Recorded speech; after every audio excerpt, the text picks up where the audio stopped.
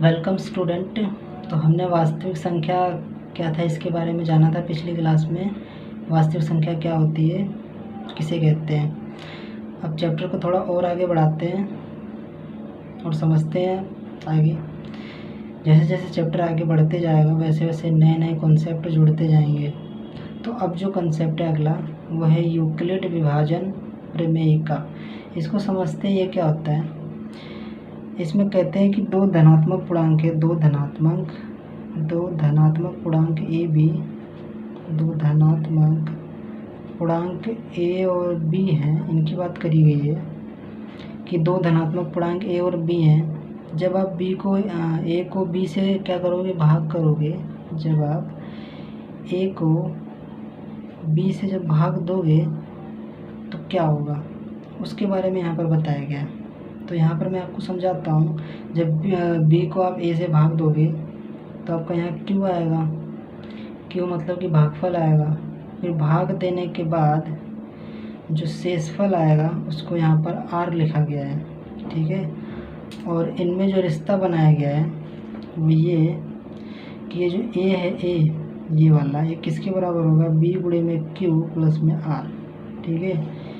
ये आपका क्या है, यूक्लिड विभाजन प्रमेय का, इसी को कहा गया है। यहाँ पर जो आर है, आर इस पे बहुत विशेष ध्यान दिया गया है कि ये जो आर है इसका मान कहाँ से कहाँ तक हो सकता है। तो कहा गया है कि इसका जो मान है आर का वो 0 से बड़ा होगा या 0 भी हो सकता है आर का वैल्यू, या फिर बी से छोटा होगा, ठीक है। तो ये आर का क्या है, मान हो गया। आर का मान 0 हो सकता है या 0 से क्या हो सकता है, बड़ा, या बी से छोटा। तो मैं समझाता हूँ ज़रा इस आर के बारे में और अच्छे से। एग्जाम्पल लेता हूँ ज़रा। मैंने क्या करा, 5 को 4 से भाग दिया, तो भाग देंगे तो ऐसे हो जाएगा भाग। फिर इसको ज़रा इस रूप में लिखें तो 5 को मैं लिख सकता हूँ, 5 यहाँ पर ए है और ये 4 क्या है, 4 मेंशन करो कि ये 4 क्या है, बी है, ठीक है। तो इसको लिख सकते हो 4 गुणे में 1 प्लस में 1, ठीक है। इसको आपने लिखा। अब 4 को आप 6 से ज़रा भाग दो। 4 को आपने 6 से जब भाग दिया तो एक बार में जाएगा, बचेगा लेकिन 2। अब ज़रा लिखो इस रूप में, तो 6 बराबर में 4 गुणे में 1 प्लस में 2, ठीक है। अब ज़रा 4 को 7 से भाग दो, तो 7 से भी भाग दोगे तो एक ही बार में जाएगा लेकिन 3 बचेगा शेषफल।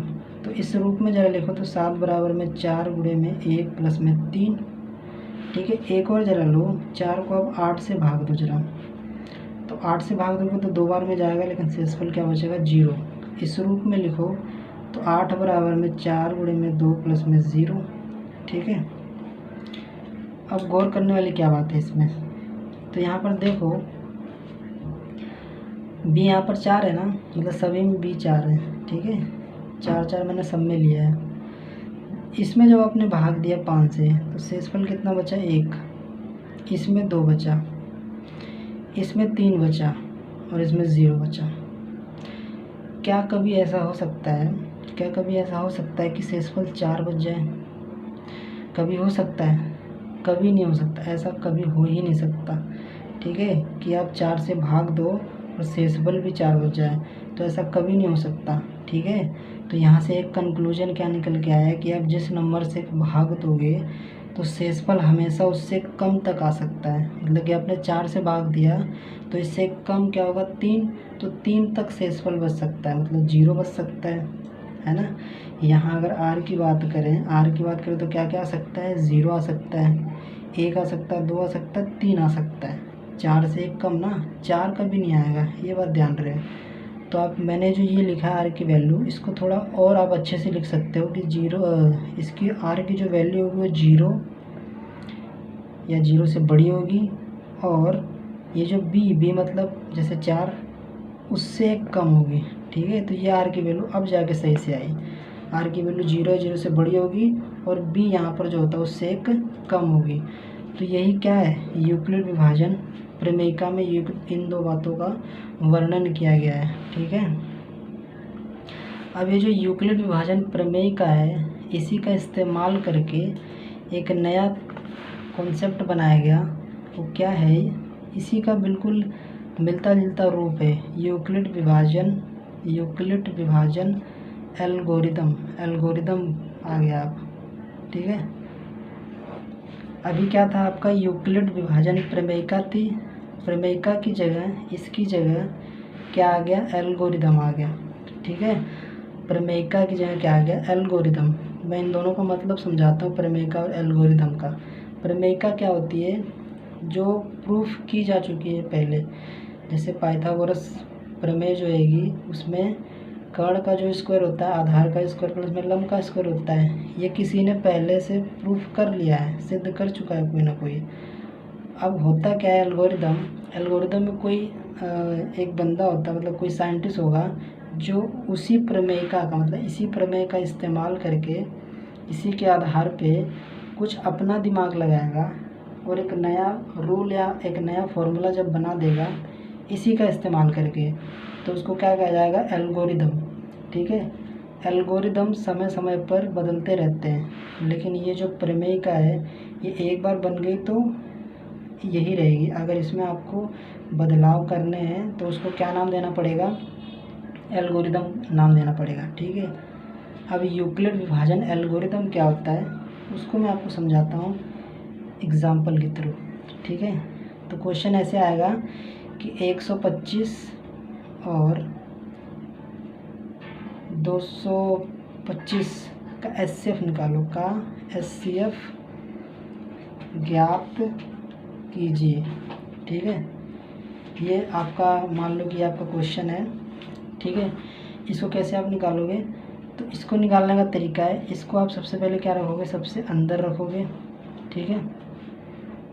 जो सबसे छोटा है उसको यहाँ रखोगे बाहर, ठीक है। अब इसको ज़रा आप भाग दो, तो भाग दोगे तो एक बार में जाएगा, ठीक है। 125 तो कितना बचा, 0, ये 0, ये क्या बचा, 1 बचा, ठीक है। इसके बाद क्या करना है, आपने 125 को इससे भाग दिया तो एक बार में गया, शेषफल आ गया 100, ठीक है। अब आपको शेषफल को यहीं रखना है और ये जो 125 है उसको उठा के यहाँ ला देना है, ठीक है। अब 100 को इससे भाग दो तो एक बार में जाएगा फिर, ठीक है। अब आपका शेषफल कितना बचेगा, 25, ठीक है।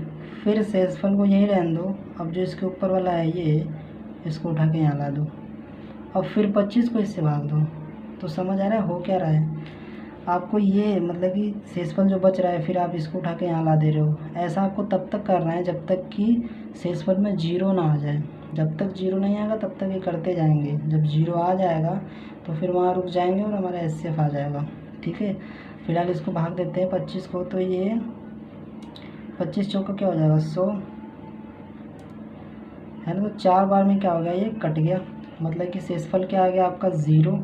यहीं पर आपको रुक जाना है। अब आपको लिखना है यहाँ पर यूक्लिड, सारे स्टेप लिखने पड़ेंगे, यूक्लिड विभाजन एल्गोरिदम, ठीक है। एल्गोरिदम के आप स्टेप लिखो, कैसे लिखते हैं मैं बताता हूँ आपको। सबसे पहले इसकी बात करो, 225 को आप कैसे लिख सकते हो, 125 को गुणा करोगे 1 से और प्लस में 100 जोड़ोगे तो ये बन जाएगा, मतलब 225 ऐसे तो बना है। अब 125 की बात करते हैं, तो 125 कैसे बना, 125 कैसे बना, आपने 100 को जब 1 से गुणा किया और उसमें 25 जोड़ दिया तो 125 बन जाएगा, ठीक है। अब ये 100, अब इस 100 को बनाओ ज़रा, इसी तरह आपको ये सब बनाना है हर स्टेप में। तो 100 को बनाओगे तो 100 कैसे बना, 25 गुणे में 4 प्लस में 0, ठीक है। तो ये स्टेप आपको लिखना बहुत ज़रूरी है, इसी के नंबर मिलते हैं पेपर में, ये बहुत इंपॉर्टेंट है, ये इंपॉर्टेंट पार्ट है, ये ज़रूर लिखना पड़ेगा, ठीक है। वरना नंबर नहीं मिलेंगे, ये करके छोड़ दोगे नंबर नहीं मिलेंगे, ये लिखना पड़ेगा, ठीक है। तो अब आपका सवाल है कि एचसीएफ क्या होगा, तो एचसीएफ लिखते हैं ज़रा, 125, 225, ठीक है। एचसीएफ बराबर में क्या होगा आपका, एचसीएफ और ब्रैकेट में 2 नंबर लिखते हैं फिर आंसर लिखते हैं, तो एचसीएफ आपका क्या होगा, तो ध्यान दो, जिस नंबर ने इस भाग को 0 बना दिया, इस 25 ने ना, 25 ने इस भाग को क्या बना दिया, 0, मतलब 25 के बाद आगे और कोई स्टेप नहीं, मतलब 25 ने इसको पूरा भाग दे दिया, तो 25 क्या है आपका, एचसीएफ है, ठीक है। तो इस तरह से एचसीएफ निकालना है। ये HCF निकालने का कौन सा तरीका है? ये HCF निकालने वाला यूक्लिड विभाजन एल्गोरिदम का तरीका है, ठीक है। बुक एक्सरसाइज में आपको ऐसे क्वेश्चन मिलेंगे। तो मिलते हैं एक्सरसाइज में, तब तक के लिए थैंक यू।